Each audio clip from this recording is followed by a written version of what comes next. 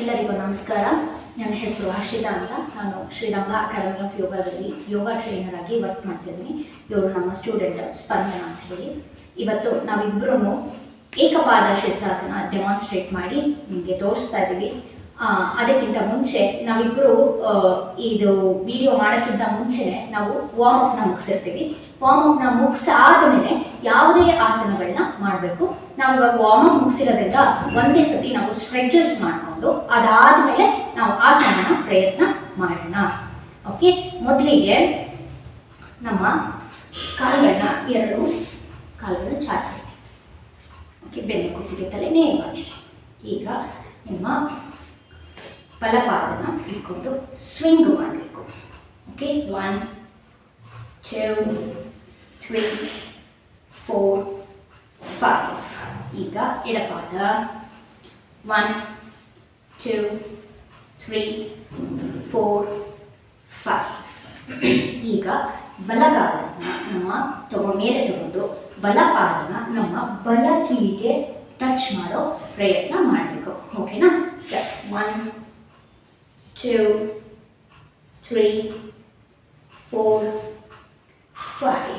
Left leg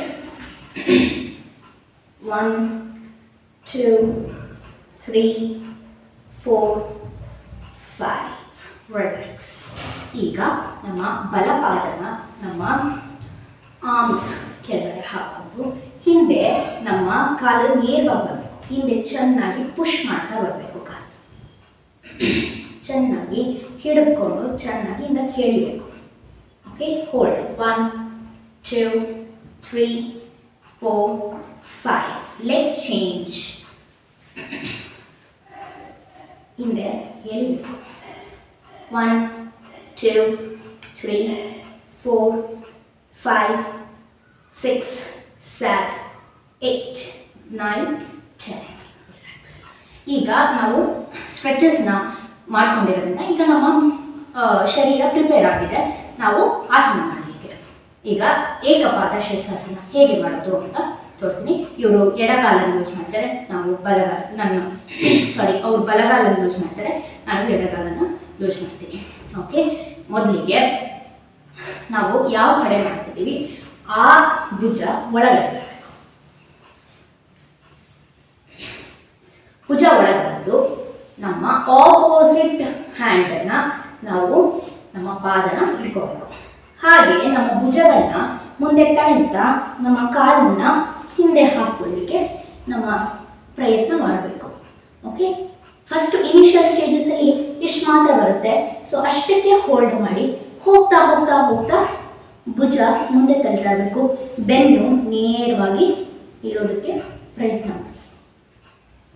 okay, ಹಾಗೆ ಇದರಲ್ಲಿ ನಮಸ್ಕಾರ ಸ್ಥಿತಿ ಫೈನಲ್ ಪೋಸ್ಚರ್. ಬೆನ್ನು ನೇರ ಮಾಡ್ಕೊಂತ ಇನಿಷಿಯಲ್ ಸ್ಟೇಜಸಲ್ಲಿ ಬೆನ್ನು ಬಗ್ಗಿರುತ್ತೆ. ಹೋಗ್ತಾ ಹೋಗ್ತಾ ಹೋಗ್ತಾ ಹೋಗ್ತಾ ಸ್ಟ್ರೇಟ್ ಆಗೋಕ್ಕೆ ಪ್ರಯತ್ನ ಪಡಬೇಕು. Okay, relax.